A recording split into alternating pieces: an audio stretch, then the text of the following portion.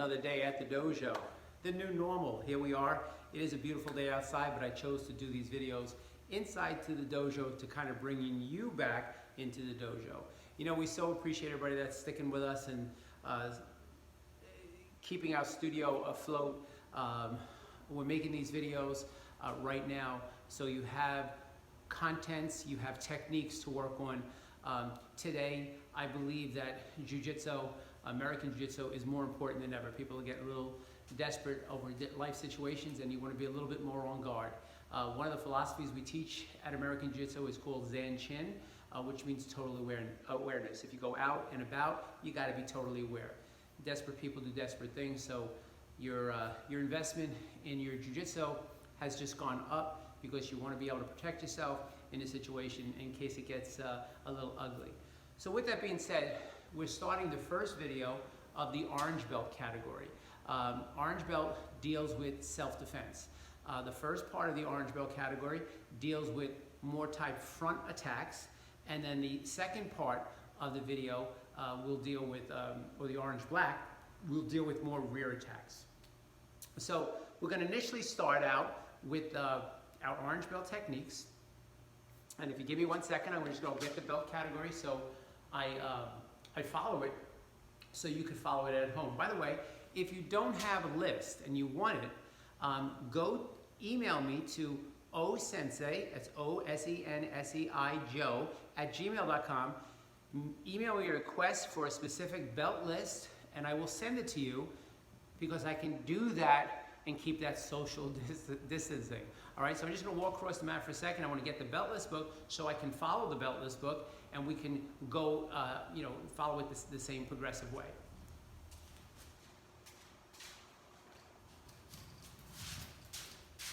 Okay, so the first technique at orange black is what we call straight wrist grab with a threat. Now, obviously today I have no uke. So we're going to be doing this in a visualization way. Most of you that have seen the techniques before, you'll be able to relate to them a little bit better. If you're not a student of mine, it might be a little bit confusing, but watch anyway because I think you'll be able to figure out what it is that I'm doing.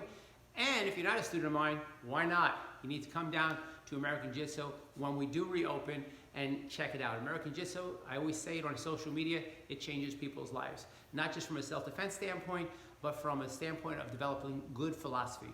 You know, it's like I've been saying, and I'll say it again at the end of this tape, we can't control what's happening right now, but what we can do is control our thoughts and the way we think.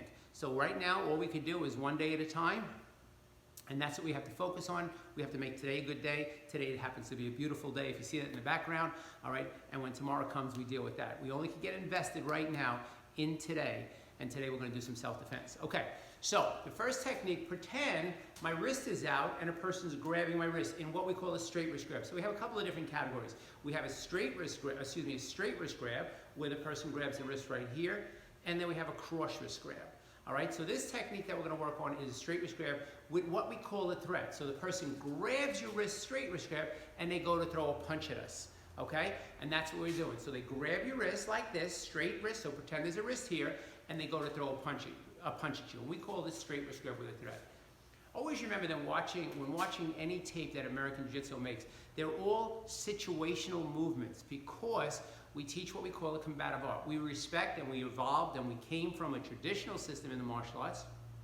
I have background in for 50 years in many different martial arts, but when I created this version of American Jiu-Jitsu, it was about situational techniques. So we respect people who do katas, we respect people who do forms and all that kind of stuff. It's just not what we do. We do situationals. So we put one piece of a puzzle, we try to figure out any different which way a person could attack you, and we deal with it situational, and we do it from progressive. So we try to start off with more basic things and then eventually get into, you know, more extreme things like gun, knife, and things of that nature. Okay, so with that being said, a person grabs you straight wrist grab. They're grabbing your wrist. And now they decide to pull you and throw a punch. So what's going to happen here is we're going to go with that pull, right? Because we don't want to resist it, we're going to go with it. So as they pull you, I'm going to go in. I'm keeping this free hand up to block that punch that's coming to my head. So as I do that, this is called a hakodori. I'm going to just take my hand, and you'll see it's very easy to escape. Also realize that when a person throws a punch at you, they actually get weaker in the grabbing hand. We can't be strong in two places at one time. So if you throw a punch and grab, your grab is going to be weaker. If you just grab and don't throw a punch, your grab is going to be stronger. But a hakodori is kind of like a can opener.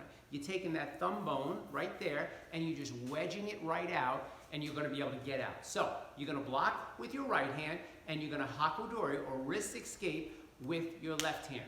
Okay? So as we do this, we're just going to come right up. Okay? So we block the punch and we escape. Now, if the person expects you to hit with any hand, they expect you to hit with this hand because that's the hand they're going to see. Well, deceptive.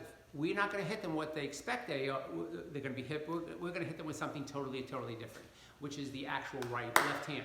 So from here, again, he throws a punch, I made my escape. From here, I palm blow right to the person's face, which is going to send their face that way. While they're thinking about that, I'm going to take that vertical fist strike and drive it right to the midsection or diaphragm or even groin, okay? Which is then going to hunch them over. And then from there, I'm going to just take my knee, bang, I'm going to drive into the knee, pulling them into that knee strike, as I explained in an earlier video. And then we're going to finish them off with what we call a downward elbow strike, because the back will be right here, and we're going to strike with that vertical downward elbow strike right into the small of the back. Okay, so watch one more time. Person grabs my wrist and pulls. We escape. From here, we palm blow, we punch to the belly, we grab the opponent, we knee, and we downward elbow strike. I'm going to back up a little bit so you can see my body a little bit more. The person throws a punch. From here, we block, we palm blow, we punch, we knee, and we downward elbow strike. So that's the first technique, okay? The second technique is what we call a straight sleeve grab. Now, in my last video, I talked about when a person grabs us with a lapel. When a person grabs us with a sleeve, they could have a lot of control over us, because when you grab a sleeve, it's not easy to get a person off.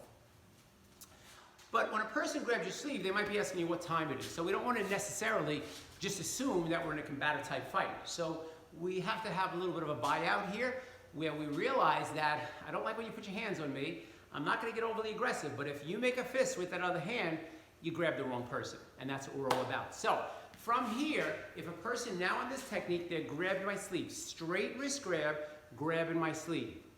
So if a person grabs my sleeve, what's going to happen here is I'm going to take these two fingers, this is called a gakun. I'm going to take these two fingers, so pretend like they grab it, and I'm going to come up their wrist. So I'm going to come up here, and I'm going to turn away from that free hand, because picture the person's in front of me, okay? Their left hand is here, their right hand is here. They're facing me, and they're grabbing my sleeve. So what I'm going to do, I'm going to take this, and I'm going to put it under the wrist. Believe it or not, when you do that, and you do it correctly, the person will not be able to pull you. It's kind of like popping a hole in a straw. No matter how hard you suck at the top of your straw, by simply doing this, you're going to diffuse their energy.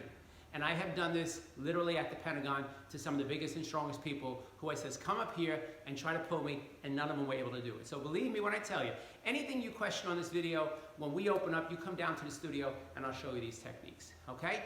And show you that they actually work in a combative type situation. But what we're going to do here is we're going to combine something we learned a couple of ranks ago. We're going to use that nerve center. Remember that nerve center I said where you take your finger, you grab it right here, and you strike into the hollow part of the throat. So what's going to happen here is the person's going to grab my wrist, and I'm going to put that gakun on. Now from here, always remember, free hand is up, okay? I'm telling the person, hey buddy, what are you grabbing me for? I don't want to be over aggressive, but I'm having my free hand up. What are you grabbing me for? I don't want any trouble. Now all of a sudden I see that fist starting to clench in the other hand. So I'm going to strike with that nerve center, which is not going to kill anybody, but it's going to make the person go back. As I'm doing that, I'm going to turn my right leg to the side and slightly take the person off balance. So I'm going to slightly take the person off balance. The reason why it's important is slightly take them off balance. If you take them off balance too much, they're going to take a step. If you take them off balance just a little bit, they're not even going to realize they're off balance, but they are, and they won't be able to react. Okay? So as I get to the side now, and I see that punch is starting to be an issue or a factor, I'm going to take this side thrusting kick, bang, I'm going to drive it to the person's knee. Nice and low, right to the person's knee. From here, after I do that, I'm going to turn, I'm going to punch, I'm going to elbow, and I'm going to palm strike. So watch what we did here. A person grabbed a straight sleeve grab. I put that gakun on. I put my free hand up. I see the person's getting a little more aggressive. I strike with that one knuckle strike. I turn to my side and I deliver a side thrusting kick right to the person's knee. I turn into him, strike to the face with a vertical fist strike, strike to a strike, elbow strike, and then from here, I'm gonna pondo him. And that's gonna be pretty much the finish of that technique, okay? We're gonna take, because I try to keep these videos up to a certain amount of time, those two techniques, and this will be the first video for orange belt. And then we'll progress in video 2 at orange belt with the next techniques. There'll probably be about 3 or 4 videos made. I'd rather give you less so you have more time to work and have more tapes, all right? But these will all be posted on our group every day at American Jiu-Jitsu LI Facebook. I will be posting one video. Also, I am posting the entire library on YouTube, American Jiu-Jitsu LI. You can go there, make sure you like and subscribe. Once we have 1,000 members, we could actually go live. And you can watch these videos at your own leisure. Next week, we are going to be Zooming classes, and we'll keep you informed about that as well. But right now, today's a beautiful day. Get outside, and keep your social distancing. Take a breath of fresh air. Empower yourself. Like I said earlier in the video, we only can deal with one day at a time. So let's make today a great day. Enjoy your family. And like I always say, make sure you have that routine going.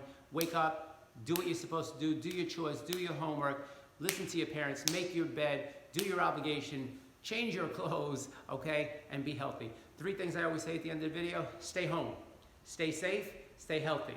Thank you so much for tuning in. Have a great day.